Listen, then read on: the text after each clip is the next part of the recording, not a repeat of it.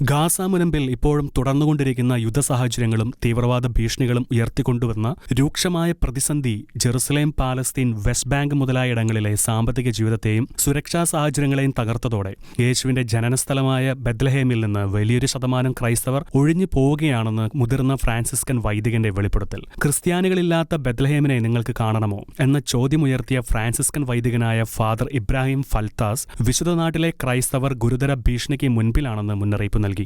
ഗാസയും അനുബന്ധ പ്രദേശങ്ങളും യുദ്ധഭീഷണിയുടെ പശ്ചാത്തലത്തിൽ ദുരിതത്തിലായതോടെ ലോകമെങ്ങുമുള്ള തീർത്ഥാടകരുടെ അഭാവത്തിൽ 22 മാസമായി ബെത്ലഹേമിൽ തൊഴിലില്ലാതായിരിക്കുകയാണെന്നും 175 ക്രിസ്ത്യൻ കുടുംബങ്ങൾ ഇതിനോടകം ബെത്ലഹേം വിട്ടു പോയതായും ഫാദർ ഇബ്രാഹിം ഫൽത്താസ് പറഞ്ഞു. പ്രധാനമായും തീർത്ഥാടക സംഘത്തിലുള്ള സഞ്ചാരികളെ ആശ്രയിച്ച് മുന്നോട്ട് പോയിക്കൊണ്ടിരിക്കുന്നവരായിരുന്നു പ്രദേശവാസികൾ. യുദ്ധക്കെടുതി മൂലം ബെത്ലഹേമും വെസ്റ്റ് ബാങ്കും തുറസായ ജയിലുകളായി മാറിയിരിക്കുകയാണെന്ന് അദ്ദേഹം പറയുകയുണ്ടായി. 2023 ഒക്ടോബർ 7 മുതൽ യാത്രാ നിയന്ത്രണം ആരംഭിച്ചതിനെ തുടർന്ന് ക്രൈസ്തവർ ഉൾപ്പെടെയുള്ള പാലസ്തീനികൾക്ക് ഇസ്രായേലിൽ നിന്നുള്ള തൊഴിൽ നഷ്ടമായി. അതേസമയം ജെറുസലേമിലെ അവസ്ഥയിൽ കാര്യമായ മാറ്റമുണ്ടായിട്ടില്ല. പുണ്യനാട്ടിൽ ക്രൈസ്തവരിൽ 90% പേരും വിനോദസഞ്ചാര മേഖലയെ ആശ്രയിക്കുന്നുണ്ടെങ്കിലും തീർത്ഥാടകരുടെയും വിനോദസഞ്ചാരികളുടെയും കുറവ് കാരണം മുൻപ് വളരെ നല്ല രീതിയിൽ ആദായമുണ്ടായിരുന്ന ഹോട്ടലുകളും കടകളുമെല്ലാം അടഞ്ഞുകിടക്കുകയാണ്. യേശുവിന്റെ ജന്മനാട്ടിലെ ക്രൈസ്തവ സമൂഹത്തിന്റെ ഭാവി സംരക്ഷിക്കുവാൻ അടിയന്തര നടപടി വേണമെന്നും അദ്ദേഹം ആവശ്യപ്പെട്ടു.